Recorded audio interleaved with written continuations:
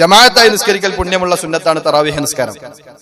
റസൂലുള്ളാഹി സ്വല്ലല്ലാഹു അലൈഹി വസല്ലമയെ തൊട്ട് ആയിഷ റളിയല്ലാഹു അൻഹ പറയുന്നത് കാണാം, റസൂൽ കരീം സ്വല്ലല്ലാഹു അലൈഹി വസല്ലമ റമളാനിലോ അല്ലാത്ത കാലഘട്ടത്തിലോ 11 കൂടുതൽ രാത്രി നിസ്കരിക്കാറുണ്ടായിരുന്നില്ല എന്നാണ്. അതുകൊണ്ട് തന്നെ നബി സല്ലല്ലാഹു അലൈഹി വസല്ലമയുടെ സുന്നത്ത് എന്നുള്ള നിലക്ക് 11 റക്അത്ത് നമ്മൾ ഇമാമിന്റെ കൂടെ നിസ്കരിക്കുകയാണ് വേണ്ടത്. ചില ആളുകളെങ്കിലും 8 റക്അത്ത് കഴിയുന്ന സമയത്ത് 3 റക്അത്ത് വീട്ടിൽ നിസ്കരിക്കാൻ എന്ന് പറഞ്ഞ് നിസ്കാരത്തിൽ നിന്ന് തിരിഞ്ഞു പോകുന്ന ആളുകളെ കാണാൻ സാധിക്കും. വിവരക്കേടാണ് ചെയ്യുന്നത്. കാരണം ഒരാൾ ഇമാമിന്റെ കൂടെ തറാവീഹ് നിസ്കാരം തുടങ്ങുകയും ഇമാം എപ്പോഴാണോ അവസാനിപ്പിക്കുന്നത് അതുവരെ ഇമാമിന്റെ കൂടെ തുടരുകയും ചെയ്താൽ അവൻ രാത്രി മുഴുവനും നിന്ന് നിസ്കരിച്ചവന്റെ പ്രതിഫലമാണുള്ളത് എന്ന് റസൂൽ കരീം സല്ലല്ലാഹു അലൈഹി വസല്ലമ പറഞ്ഞത് കാണാം. ആ പ്രതിഫലം നഷ്ടപ്പെടുത്തിക്കൊണ്ടാണ് അവൻ പിരിഞ്ഞു പോകുന്നത് എന്നതാണ് അവിടെ സങ്കടകരമായ അവസ്ഥ. അതുകൊണ്ട് തന്നെ രാത്രി നമ്മൾ സാധാരണ നിസ്കരിക്കാറുണ്ട് വീട്ടിൽ എങ്കിൽ നമ്മെ സംബന്ധിച്ചിടത്തോളം 11 റക്അത്ത് ഒരാൾ പള്ളിയിൽ വെച്ച് നിസ്കരിച്ചു, ഇമാമിന്റെ കൂടെ നിസ്കരിച്ചു എങ്കിൽ വേണമെങ്കിൽ അയാൾ രാത്രി ഇനി റമളാനിലുള്ള നിസ്കാരം ഒഴിവാക്കി കഴിഞ്ഞാൽ പിന്നീട് വരുന്ന മാസങ്ങളിലും അത് നിസ്കരിക്കൽ പ്രയാസമാകുമെന്നൊക്കെയുള്ള പ്രശ്നങ്ങളും അത്തരം കാര്യങ്ങളൊക്കെ ഉണ്ട് എങ്കിൽ അയാൾക്ക് വേണമെങ്കിൽ രാത്രി എണീക്കുന്ന സമയത്ത് വീണ്ടും 2 റക്അത്തോ 4 റക്അത്തോ അതല്ലെങ്കിൽ 6 റക്അത്തൊക്കെ അദ്ദേഹത്തിന് നിസ്കരിക്കാവുന്നതാണ്. അവിടെ വിത്റാക്കാതെ നോക്കണമെന്ന് മാത്രം. കാരണം വിത്ർ അവസാനിച്ചിട്ടുണ്ട്, ഒറ്റയിൽ അവസാനിച്ചിട്ടുണ്ട്. അതുകൊണ്ട് തന്നെ ഇനി 2 റക്അത്ത് നിസ്കരിച്ച് കഴിഞ്ഞാൽ 13 ആയിട്ട് എണ്ണു, അത്രേ ഉള്ളൂ. വീണ്ടും 2 റക്അത്ത് നിസ്കരിച്ച് കഴിഞ്ഞാൽ 15 ആയിട്ട് എണ്ണു. പിന്നെയും 2 റക്അത്ത് നിസ്കരിച്ച് കഴിഞ്ഞാൽ അത് 17 ആയിട്ട് എണ്ണുന്നല്ലാതെ അവിടെ വേറെ പ്രശ്നങ്ങളൊന്നുമില്ല. കാരണം രാത്രി നിസ്കാരത്തിന്റെ വിഷയത്തിൽ തന്നെ പണ്ഡിതന്മാർ പറഞ്ഞത് സലാത്തുൽ ലൈലി മസ്ന മസ്ന. സലാത്തുൽ ലൈൽ റസൂലുള്ളാഹി സ്വല്ലല്ലാഹു അലൈഹി വസല്ലമ പറഞ്ഞത് അങ്ങനെയാണ്. സലാത്തുൽ ലൈലി മസ്ന മസ്ന, ഈ 2 റക്അത്തായി കൊണ്ടാണ് രാത്രി നിസ്കാരം നിർവഹിക്കേണ്ടത് എന്നതാണ്.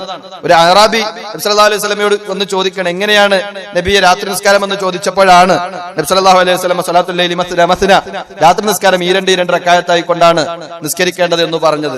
ഈ ഹദീസ് എടുത്തുകൊണ്ട് പണ്ഡിതന്മാർ പറയാറുണ്ട്, എണ്ണത്തിന് പ്രാധാന്യമുണ്ടായിരുന്നുവെങ്കിൽ നബി സല്ലല്ലാഹു അലൈഹി വസല്ലമ അറാബിയോട് 11 റക്അത്ത് അതല്ലെങ്കിൽ എത്രയാണോ ആ എണ്ണം പറയുകയും അങ്ങനെ നിസ്കരിക്കുകയും വേണമെന്നായിരുന്നു പറയേണ്ടിയിരുന്നത്. രാത്രി നിസ്കാരം ഒരാളെ സംബന്ധിച്ചിടത്തോളം എത്രയാണോ നിസ്കരിക്കാൻ കഴിയുക അത് നിസ്കരിക്കുക എന്നതാണ്. എന്നാൽ നമ്മളിവിടെ മനസ്സിലാക്കേണ്ട ഒരു കാര്യം, രാത്രി നിസ്കാരവുമായി ബന്ധപ്പെട്ട വിഷയത്തിൽ നമ്മുടെയൊക്കെ നാടുകളിൽ നടന്നുകൊണ്ടിരിക്കുന്ന റമളാനായി കഴിഞ്ഞാലും അതല്ലെങ്കിൽ അതിന്റെ തൊട്ടടുത്ത ദിവസങ്ങളിലൊക്കെ പലപ്പോഴും സൗദി അറേബ്യയിലൊക്കെ തന്നെയുള്ള പണ്ഡിതന്മാരുടെ ചില ഫത്വകൾ അത് കട്ടുമുറിച്ചും അതിനെ മലയാളത്തിൽ അതിനെ ദുർവ്യാഖ്യാനം ചെയ്തുകൊണ്ടൊക്കെ പോസ്റ്ററുകൾ വരാറുണ്ട്.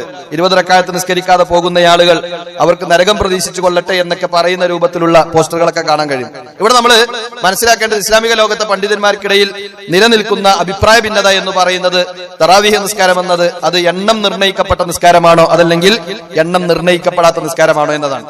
എണ്ണം നിർണയിക്കപ്പെട്ട നിസ്കാരമാണെന്ന് പറയുന്ന പണ്ഡിതന്മാരൊക്കെ പറഞ്ഞത് 11 റക്അത്ത് അതല്ലെങ്കിൽ 13 റക്അത്ത് ഈ രൂപത്തിലാണ് തറാവീഹ് നിസ്കരിക്കേണ്ടത് എന്നതാണ്.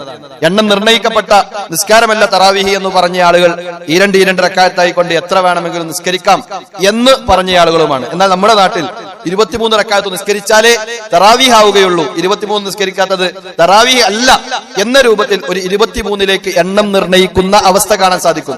ആ എണ്ണം നിർണയിക്കുന്ന അവസ്ഥയെയാണ് പഴയ കാലഘട്ടം മുതൽക്കു തന്നെ അത് ബിദ്അത്താണ് എന്ന് ഉലമാക്കളിൽപ്പെട്ട ആളുകൾ പറഞ്ഞു വന്നത്. അതല്ലാതെ നമ്മൾ മനസ്സിലാക്കേണ്ടത് നിർണയിക്കപ്പെട്ട എണ്ണമല്ല ഇതിനുള്ളത് എന്ന അർത്ഥത്തിലുള്ള ചർച്ചയുടെ അടിസ്ഥാനത്തിൽ ഒരാൾ 17ഓ 23ഓ അതല്ലെങ്കിൽ 19ഓ അതുമല്ലെങ്കിൽ 25ഓ ഒക്കെ നിസ്കരിക്കുകയാണ് എങ്കിൽ അത് ഹദീസുകൾക്ക് എതിരാവുകയും ഇല്ല എന്നതാണ് പ്രസ്തുത വിഷയവുമായി ബന്ധപ്പെട്ട് നമ്മൾ ഓരോരുത്തരും തിരിച്ചറിയേണ്ടത്. ഏതായിരുന്നാലും 11 റക്അത്ത് നിസ്കരിക്കുന്ന പള്ളികളിൽ ഇമാമിന്റെ കൂടെ ആണ് നമ്മൾ നിസ്കാരം ആരംഭിക്കുന്നത് എങ്കിൽ ആ ഇമാമ് ആ നിസ്കാരം പൂർത്തിയാക്കുന്നത് വരെ ആ ഇമാമിന്റെ കൂടെ തുടരുക എന്നത് തന്നെയാണ് ഹദീസുകളിൽ നിന്നൊക്കെ ലഭിക്കുന്ന പാഠവും അത് തന്നെയാണ് വേണ്ടത്. അതിനാണ് റസൂൽ സല്ലല്ലാഹു അലൈഹി വസല്ലമ കൂടുതൽ പ്രോത്സാഹനം നൽകിയിട്ടുള്ളത് എന്നതുമാണ് ഹദീസുകളിൽ നിന്ന് മനസ്സിലാക്കാൻ കഴിയുന്നത്.